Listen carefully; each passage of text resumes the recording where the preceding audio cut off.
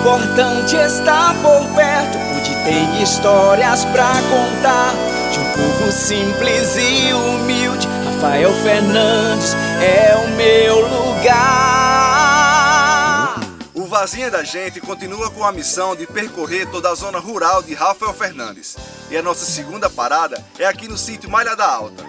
A partir de agora vamos conhecer de perto a história dessa comunidade, mais informações sobre essa gente hospitaleira, receptiva, com um sorriso no rosto e com muitas histórias para contar.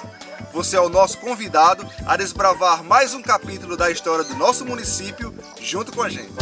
Conectando o passado, o presente e o futuro, relembrando histórias desse lugar, sempre falando a verdade em primeiro lugar. O nosso povo sabe disso, pode acreditar. Com o povo do sítio ou da cidade, caminhando sempre firme com os pés no chão.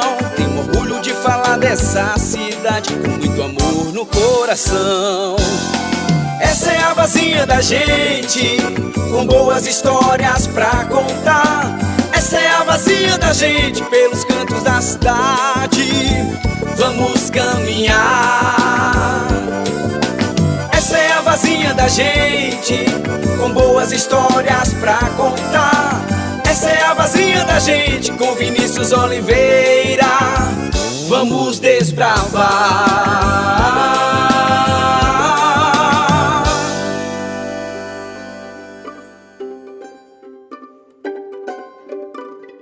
O sítio Malha da Alta traz em sua essência tudo aquilo que encontramos nas zonas rurais de Rafael Fernandes. A tranquilidade e a paz prevalecendo em uma rotina com muitas paisagens de encher os olhos. Com uma média de 170 habitantes, com dados atualizados em 2018, esse povo tem muitas histórias para contar. A primeira dessas histórias se passa em uma casa em ruínas, que, segundo referências históricas de moradores, pode chegar a ter entre 270 e 300 anos de existência. Quem nos levou à localidade foi o agricultor Anchieta Silva, filho da terra e sobrinho bisneto do coronel Agostinho Carneiro, um dos precursores da nossa comunidade que acabou se tornando dono da residência. Aqui representa uma história, né? A história dos nossos antepassados. Aqui era a terra de Bonifácio, que era o dono do João Gomes, né? E aqui era como se diz, apoio. Aí daqui ele foi construindo aos poucos, há muito tempos atrás, né? Aí foi construindo, os escravos vinham com a madeira que trazia para lá, né? E aos poucos foi construindo. Agostinho Carneiro era meu tio bisavô. E ele veio, aí lá no João Gomes, ele veio, o Bonifácio botou ele como o vaqueiro aqui, para tomar conta das terras e o gado.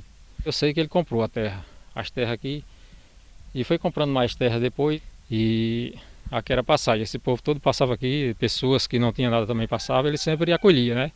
Acolhia e fazia o que ele podia fazer, né? Aí daí, como se diz, Malha da Alta, tudo se arranchava aqui, era passagem, pessoas que vinham com gado, malhavam aqui, passavam a noite, ou outras pessoas que passavam também malhavam. O cabeleireiro e poeta Antônio Augusto, irmão de Anchieta e também sobrinho bisneto do coronel Agostinho, sentou-se em frente à casa velha e recitou suas lembranças de infância em forma de versos. Casa velha antigamente, foste morada de grande. Hoje os morcegos se escondem nas brenas negras da mente, gerando assim mais semente, sujando o que já foi puro. Antigamente seguro e hoje exposto ao relento, sentindo apenas um vento decretando o seu futuro. Era um refúgio seguro no meu tempo de criança, buscava ali segurança quando estava em apuro. Muitas vezes com escuro, quando em casa eu aprontava, para lá me refugiava, a madrinha dizia não, volte para casa João, o pai para casa voltava. Hoje eu só vejo um vazio, marcas da destruição. Na noite a escuridão, sentindo em mim calafrio. Nos braços sinto arrepio com lágrimas de solidão. Tudo espalhado no chão, ali um triste cenário. Deixo o meu documentário com marcas no coração. Deixo aqui recordações para a família de Joaquina, da casa velha ruína, as minhas indagações. Deixo também saudações dos que partiram sem mais, para o mundo dos imortais, para onde um dia iremos. e lá todos se encontraremos nas mansões celestiais. Quem também fez história no sítio Malhada Alta foi o sobrinho do coronel Agostinho Carneiro, o famoso Egídio Chagas do Nascimento. Ele, que hoje batiza o nome da rua que é cortada pela BR-405 na zona urbana de Rafael Fernandes, foi um político atuante. Gertson Nascimento é seu bisneto e nos levou até a antiga morada de seu antepassado para narrar algumas dessas histórias que ele ouviu falar e guarda nas lembranças. Ele saiu lá do batalhão, né, de onde morava, com sua esposa e seus filhos, e comprou uma terra aqui, né, uma porção de terra na Malhada Alta, e vieram para cá. Sempre com, digamos que, uma pegada política, né, porque ele chegou a ser vereador por 2 mandatos em Pau dos Ferros, como também foi o primeiro vice-prefeito em Rafael Fernandes, compondo uma chapa, né, com Antônio Justino de Oliveira. Algumas coisas que se destacaram aqui na comunidade que foram, digamos que, por motivação dele, digamos, a construção do grupo escolar, né, que naquela época foi construído nessas mediações aqui, que depois de um tempo foi demolido e, digamos, que foi construído depois na parte central da Malhada Alta. E chegou a receber figuras, digamos que importantes naquela época, como o ex-governador Aloysio Alves, né, na época o padre Monsenhor Manuel Caminha Freire se deslocava de Pau dos Ferros até a Malhada Alta. Em alguns momentos ele vinha até de cavalo para poder celebrar aqui e tudo mais. Chegou inclusive a fazer também, celebrar casamentos aqui nesse espaço. E por falar em história, o senhor Luiz Tubiba representa lembranças vivas da comunidade. Atualmente, ele é a pessoa mais idosa da Malhada Alta. Já ultrapassou a casa dos 90 anos de idade. Casado com Dona Raimunda, com quem formou sua família, ele lembra que chegou no sítio em 1950 e que construiu com muito esforço e suor a casa que hoje vive. Orgulhoso, ele nos mostrou cada detalhe daquilo que representa a base de sua história. Rapaz, eu construí outra casinha, como eu já falei, acolá. Deu muito trabalho. De tudo faltava. Mas essa daqui, graças a Deus, tudo sobrou. Foi fácil de eu construir. O que é que tinha na Malhada Alta de 50 quando o senhor chegou aqui que não tem mais hoje, em 2018? As coisas do outro tempo eram muito diferentes. O povo moravam, era um pobrezinho, que eu alcancei ainda.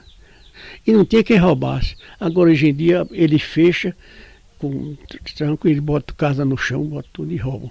Hoje o mundo está coberto de ladrão. Saindo da casa do senhor Luiz Tubiba, andamos um pouco à frente e chegamos na residência de Nildo, filho do senhor José Rodrigues, que infelizmente não está mais entre nós. Pai de 18 filhos, senhor José Rodrigues era um agricultor e uma figura popular na Malhada Alta. Nildo, quando a gente pensa na história aqui da Malhada Alta, a gente também acaba atrelando a história do José Rodrigues, né? Que foi um morador antigo aqui e tem muita história para contar. Quem foi o José Rodrigues? Conta aqui pra gente. Foi um velho gente muito boa, ajudou a muita gente aqui no sítio, criou nós, 18 filhos, tudo bem. Foi uma pessoa muito boa. E a gente tem a história de muitos causos aqui dele, aqui na comunidade. Quando a gente pensa assim nesses causos, assim, que história você lembra assim que é marcante assim, quando pensa nele? Aqui tem muita história dele, que muita gente lembra, né? Que ele era profeta, ele lia a mão das mulheres daqui, inventava muita mentira, mas tinha muitas delas que acreditavam nele, no que ele falava. Bate saudade? Muita, porque se tivesse aqui mais nós era outra coisa, né? Muita risada, dia de domingo nós passávamos o domingo dando risada aqui debaixo de Salpento com ele, contando as histórias dele. Era muito bom quando ele era vivo. A Igreja Católica também tem uma presença forte na comunidade.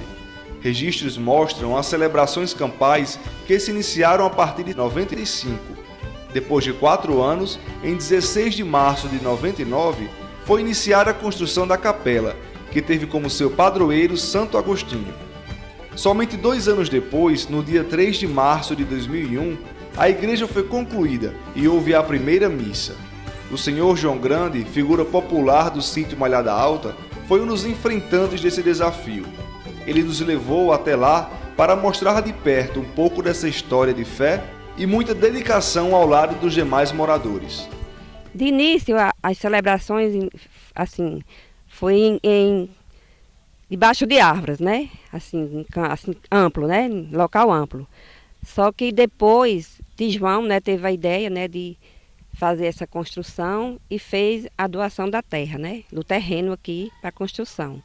Aí na época, estava na época da emergência, né? Que tinha que as pessoas trabalhavam devido às secas, né? Que tinham, eles colocavam a emergência, aí as pessoas se reuniram, né? Formaram um mutirão e doaram os tijolos para, isso foi em 98, para a construção da capela. Toda a vida eu sonhei com essa igreja. Passei o tempo todo inteligente para ver se dava certo, até que um dia a gente juntou, nós fizemos o tijolo pela emergência. Eu digo, esse tijolo não sai para canto nenhum, vai para fazer a igreja.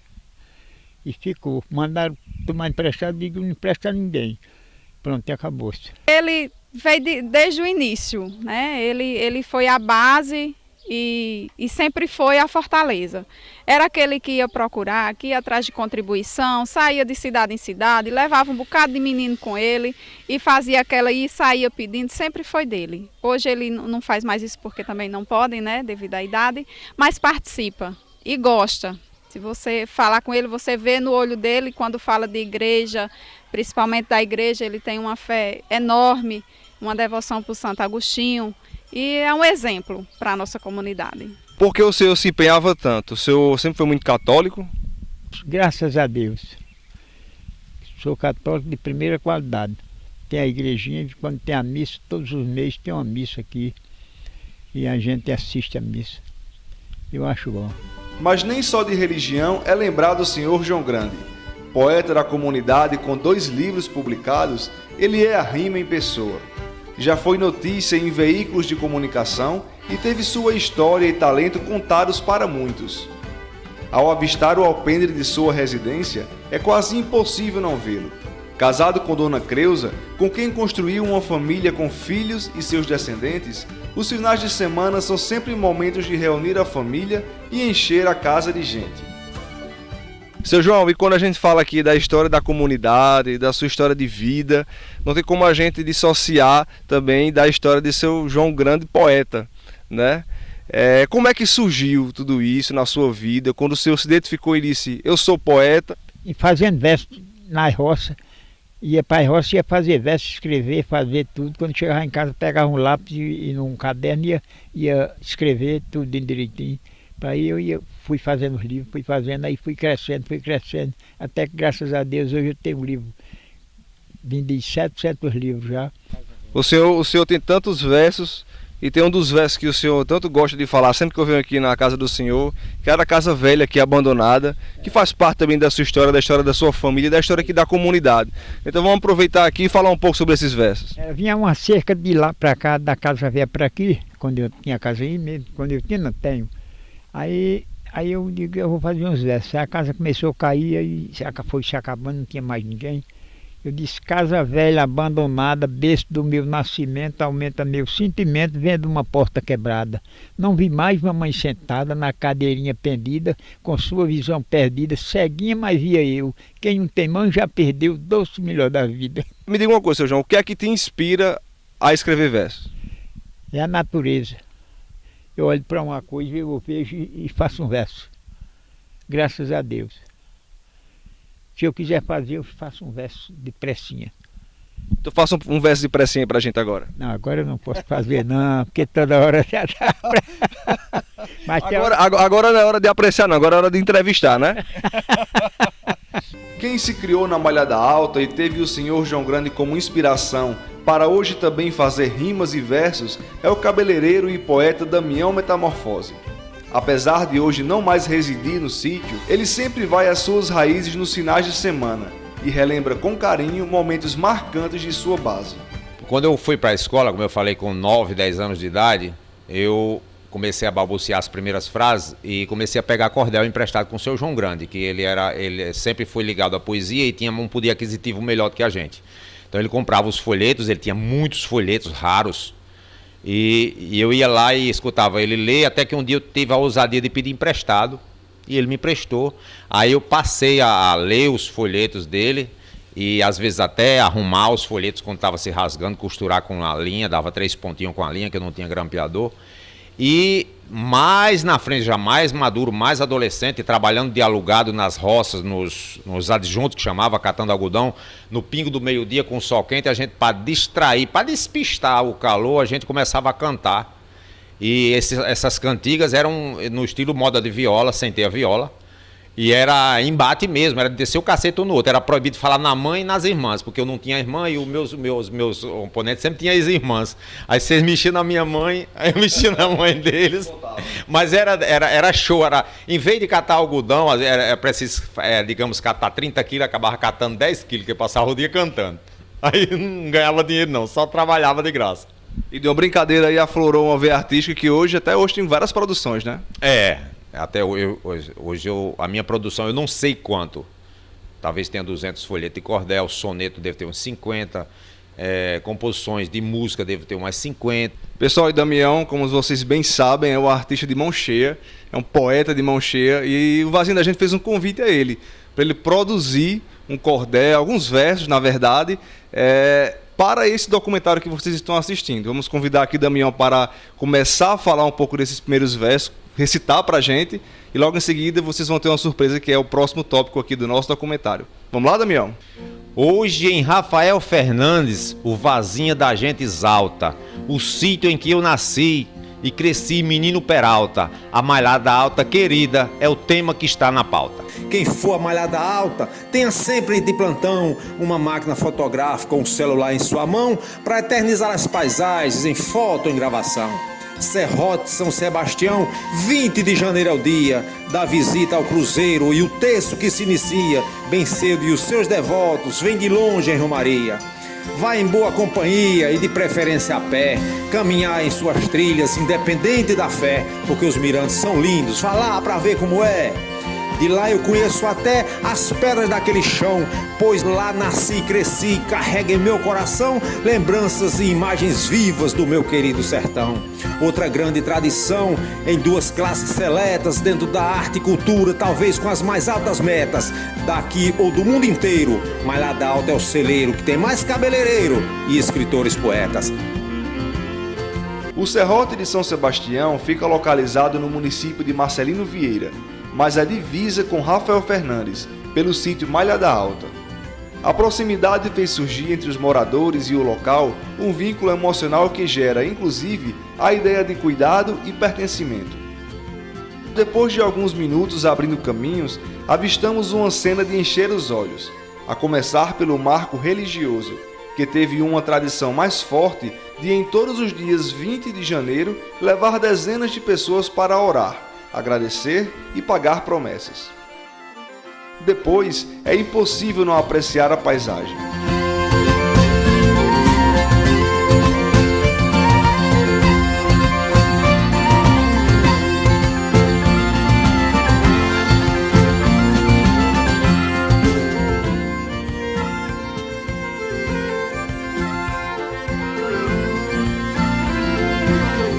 Galera, dá um friozinho na barriga, mas a vista aqui é de impressionar, olha pra cá.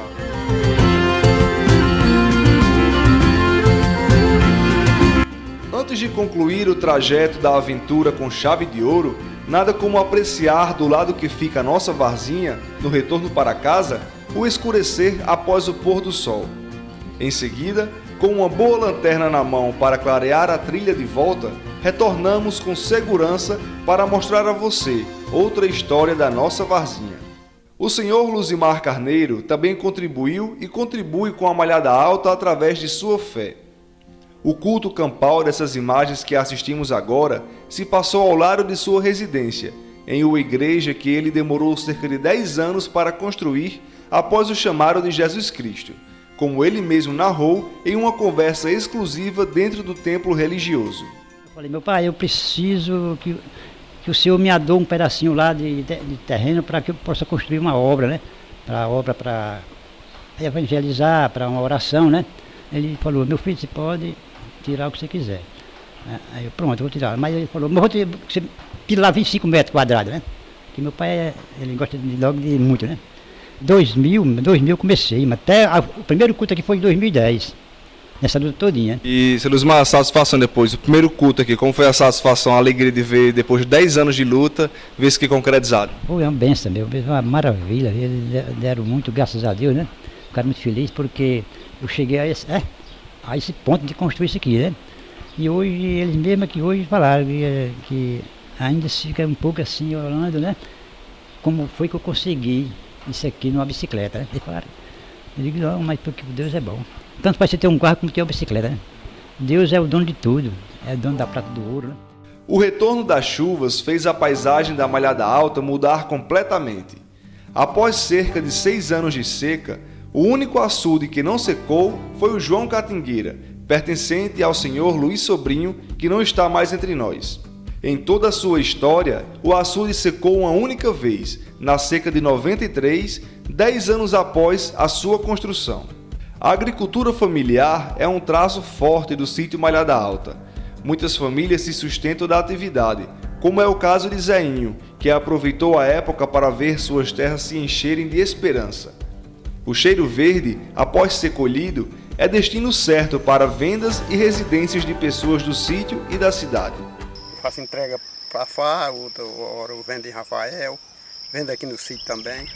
No que depender dos mais jovens, a qualificação do trabalho no campo não vai ficar em segundo plano. Ana Paula e Henrique são técnicos agrícolas. E Janaína é engenheira agrônoma. Juntos, eles fazem parte de uma geração que vem somar a técnica à experiência da prática consolidada por seus familiares, mas sempre na certeza de que toda e qualquer boa e nova ideia é bem-vinda.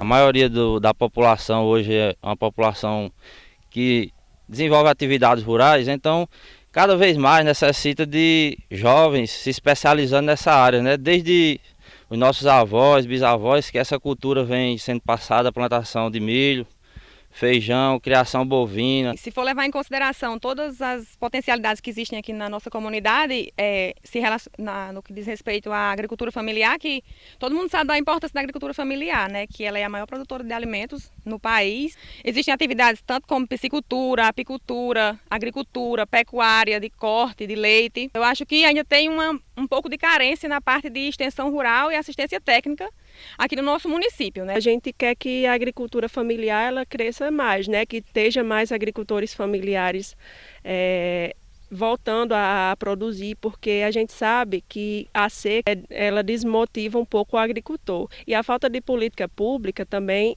faz com que ele fique mais desmotivado ainda. A esperança que eu tenho é que novos governantes que entrem, que possam vir gerar mais políticas públicas nesse sentido.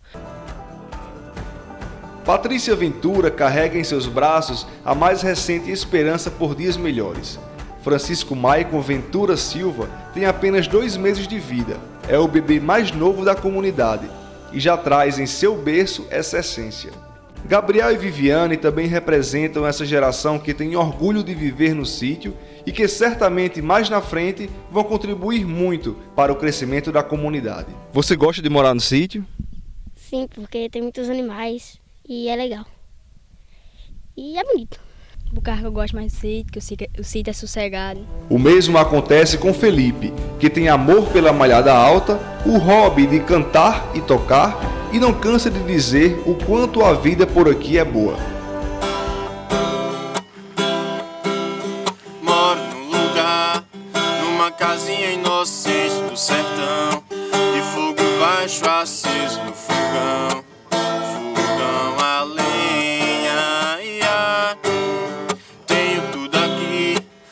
Umas vaquinhas, leiteiro, burrugão, uma baixada, ribeiro, violão e umas galinhas. Tenho no quintal uns pés de fruta e de flor, e no meu peito, por amor, plantei alguém. Que vida boa, oh, que vida boa.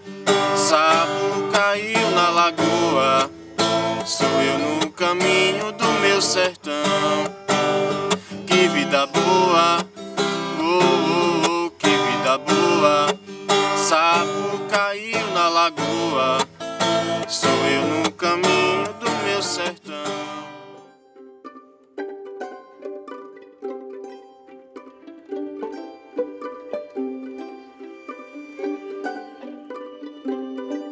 Um celular na mão, uma vista inspiradora e muita boa vontade transformaram a história do Sr. Lisboa Nascimento, de 56 anos de idade. Após um processo recente de cirurgia que fez com que ele precisasse ficar de repouso, o celular com acesso a um canal de vídeos foi a alternativa para sair do ócio. Ele passou por um processo cirúrgico, fez uma angioplastia em fevereiro de 2017. Aí, nessa recuperação dele, devido a ele ter que ficar muito tempo parado, sem fazer nada, aí ele viu a opção do celular.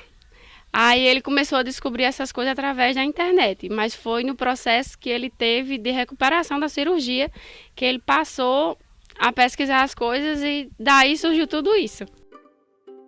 Sr. Lisboa se tornou piscicultor e hoje tem um tanque no quintal de sua casa com 6 metros de diâmetro, totalizando um criatório contendo 1.000 tilápias, distribuídas em 38.000 litros d'água.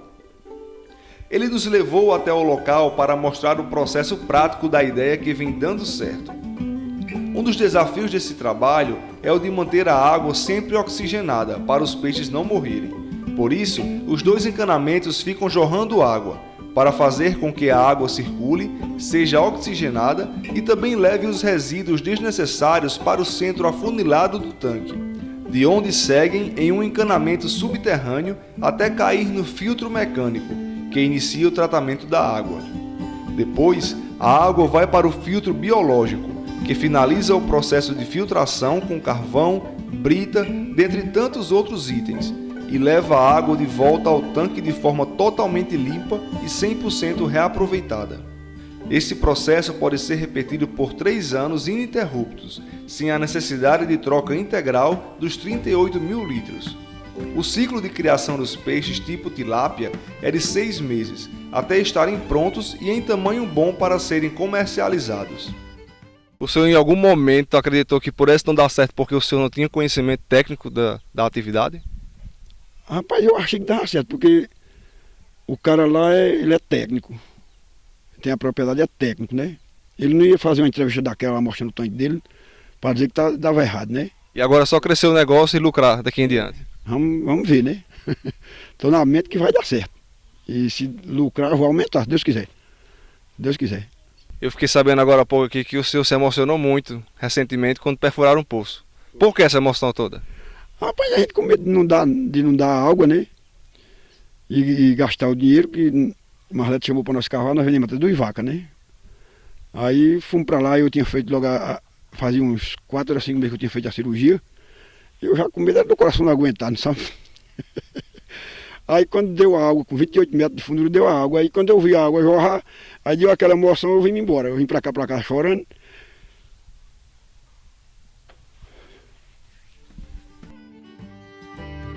Fizemos um tour pela propriedade e descobrimos uma riqueza sem tamanho, construída com muito esforço, mas principalmente com muito amor pela produção rural. Olha aqui onde a gente está nesse momento. Seu Lisboa é uma riqueza, né?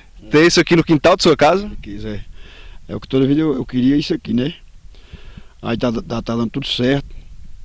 Agora a barragem encheu, ainda não encheu, ainda falta um pouco ainda, mas era o que eu queria, era isso aqui mesmo, para mim ficar o resto da minha vida por aqui mexendo, né? Seu Lisboa, depois dessa cena que a gente está filmando aqui, certamente vão aparecer muitos turistas, tanto da nossa vazinha como também de fora. Qualquer turista pode vir aqui? Pode. Aqui, se Deus quiser, a gente vai melhorar mais, né? Eu comecei agora.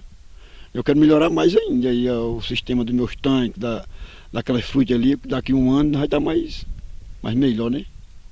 É.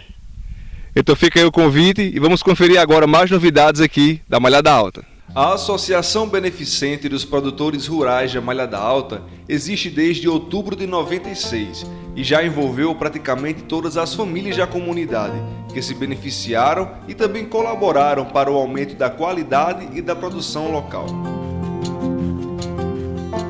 O período da estiagem vivido nos últimos anos fez com que as atividades diminuíssem, mas neste ano de 2018, com o aumento das chuvas, a chama da associação voltou a brilhar e os primeiros membros apostaram na apicultura para dinamizar suas rendas. Com a estrutura da Casa do Mel à disposição, que também pertence à associação, tudo fica mais fácil. Fomos acompanhar de perto todo esse processo. Munidos de equipamento de proteção individual, nos preparamos para registrar boa parte do processo da apicultura. Chegamos bem perto para mostrar o momento da soltura. É impressionante notar cada detalhe delas e a tentativa de identificação de abelhas importantes nesse processo, como o zangão e a abelha rainha. Mas não paramos por aí. Saímos em busca de mais caixotes que foram inseridos há meses nas matas para que as abelhas pudessem produzir o mel. Depois de chegarmos nas proximidades, fizemos uma pausa para as últimas conferências do EPI, assim como a conferência do fumegador, que produz a fumaça para acalmar as abelhas. Em seguida, adentramos ainda mais na mata e pudemos conferir mais de perto cada um dos caixotes contendo milhares de abelhas em altíssima produção.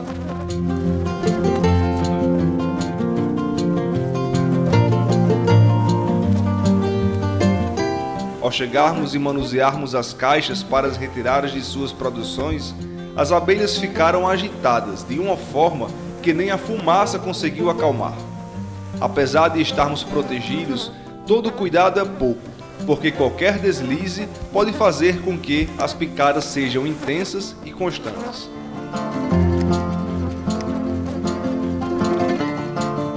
Terminar a captura, é chegada a hora de ensacar e levar de volta para o carro.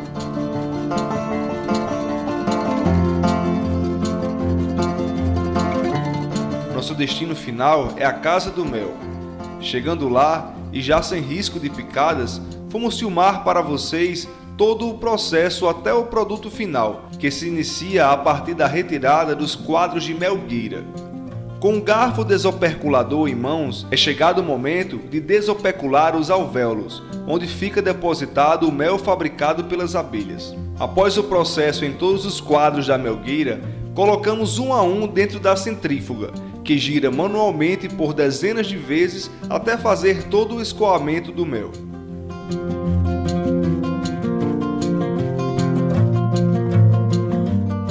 Após o escoamento, o mel vai para o tambor de decantação, onde passa por lá cerca de 8 dias, até a finalização do escoamento do mel limpo, sem resíduos de cera. E somente depois disso, ele estará pronto para ser comercializado. Uma verdadeira riqueza em nosso sertão. Essa foi a primeira vez neste ano que conseguimos aqui na Malhada Alta ver e pegar um favo de mel como este.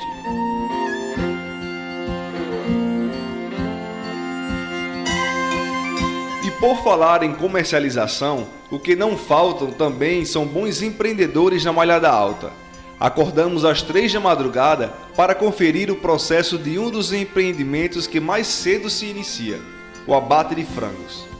Na comunidade, atualmente, tem 2 negócios nessa mesma categoria. Luiz e Neide são os responsáveis por um deles. O trabalho começa bem cedo, porque no início da manhã, os frangos já têm seus destinos definidos no comércio ou para pessoas físicas.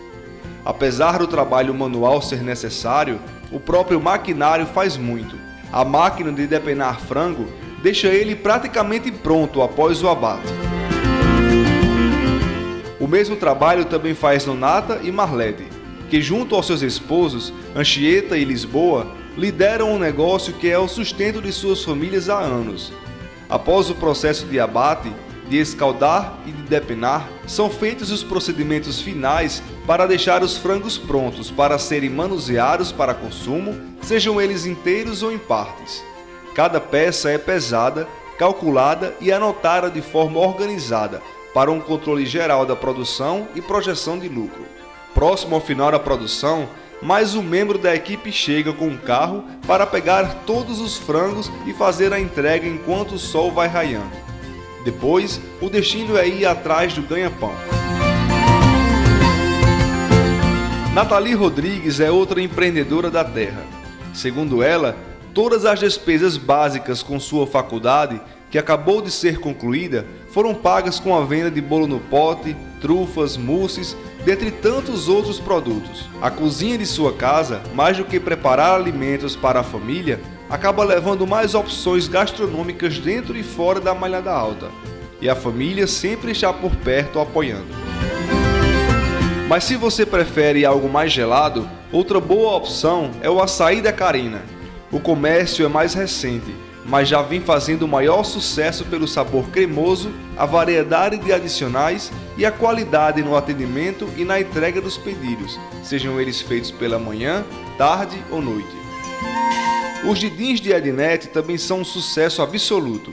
A variedade de sabores e as duas opções de tamanhos deixam o congelador da casa dela cheio e o cliente bem satisfeito. Logo ao lado, a variedade de opções de salgados de Edna fazem o maior sucesso.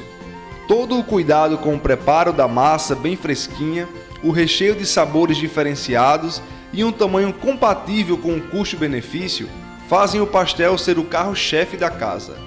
Mas o que não falta são outras opções, como as famosas tortas, que chamam a atenção pelo tamanho, beleza e, claro, sabor inconfundível.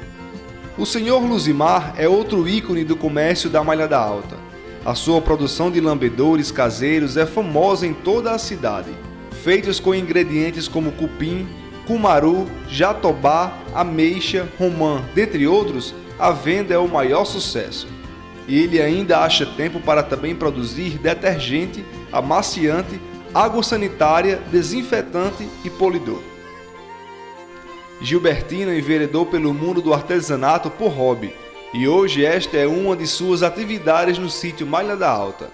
Sempre que aparece alguma encomenda, ela está pronta para abordar ou deixar os produtos com a cara do cliente, como é o caso da vizinha Gilberlane Moreira, que está grávida e garantiu alguns itens de seu enxoval. E tem o corte de cabelo do cabeleireiro João, que tem como clientela prioritária no sítio os idosos, que devido à idade não podem se locomover e cuida da estética e higiene em suas próprias residências.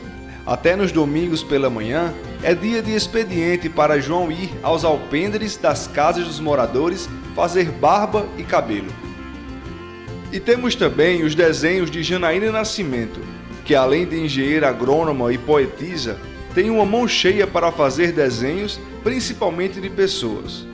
Quando chegamos para gravar com ela, fomos surpreendidos com um presente. Ela fez o desenho de uma foto da equipe do Varzinha da Gente. Ficamos surpresos com as perfeições dos traços e a delicadeza com a qual Janaína finalizou a obra de arte na nossa frente.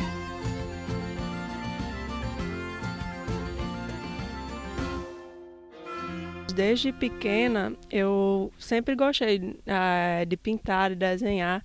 E eu me lembro que quando mãe comprava meus materiais escolares, as primeiras coisas que eu fazia era testar as coleções, desenhar. E daí foi assim, eu fui me aperfeiçoando. Eu nunca fiz curso profissional, mas assim, eu gosto muito de observar as pessoas desenhando, ver tutorial na internet e daí com a prática, né? Aí eu fui aperfeiçoando. Janaína, quando a gente fala em desenho, a gente fala em ideias, em sonhos, em rabiscos, em projeções futuras. E você, tão jovem, já formada como agrônoma, né? E retornou aqui à zona rural, que é a sua base, a sua família está aqui. E sempre com o pé, uma ponta aqui também, colaborando para o crescimento aqui da comunidade. Quando você pensa assim, no futuro da Malhada Alta, você enquanto jovem sonhadora que sempre está em busca de evoluir também aqui a sua comunidade através dos seus conhecimentos, o que é que você pensa assim que a gente pode conseguir daqui para frente, aqui para a nossa comunidade? Bom, Vinícius, aqui a comunidade, a Malhada Alta, como vocês estão vendo nessa matéria, ela tem vários potenciais e para o futuro eu acho que a gente precisa desenvolvê-los cada vez mais. Eu, como filha de agricultores, né, sou engenheira agrônoma, busquei através da minha vivência no campo desde pequena, né, essa profissão para poder ajudar aqui futuramente. E partir para as futuras gerações, os nossos filhos, essa consciência, né? E que o campo também ele não é um lugar de atraso, ele é um lugar que a gente pode desenvolver várias atividades. De acordo com as políticas públicas que forem investidas, né, a gente pode estar acrescendo cada vez mais o desenvolvimento econômico. Gente, com essa mensagem aqui de projeção de futuro, de sonhos, de realidades que estão próximas a acontecer, que a gente finaliza esse documentário aqui do Varzinha da Gente. E antes de finalizar, eu não poderia deixar de registrar aqui a grande colaboração que Janaína deu para que esse documentário acontecesse. Ela, de forma voluntária, abraçou essa causa junto com a gente e foi nossos braços e nossas pernas durante todo esse processo de gravação para que tudo isso que a gente mostrou aqui para vocês pudesse ser realidade. Então, Janaína, muito obrigado a você, em nome de todos os moradores aqui da comunidade Malhada Alta, e esperamos que nos próximos vídeos a gente consiga também mais pessoas como Janaína que possam nos ajudar a mostrar a nossa Varzinha para o mundo todo através da internet.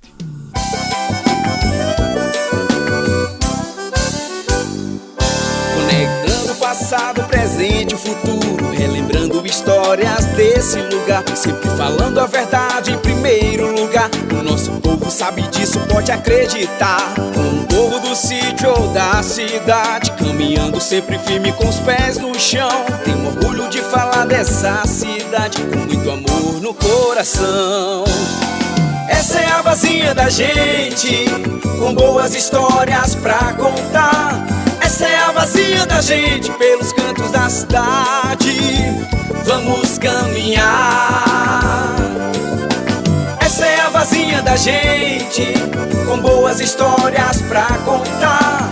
Essa é a Varzinha da Gente, com Vinícius Oliveira, vamos desbravar.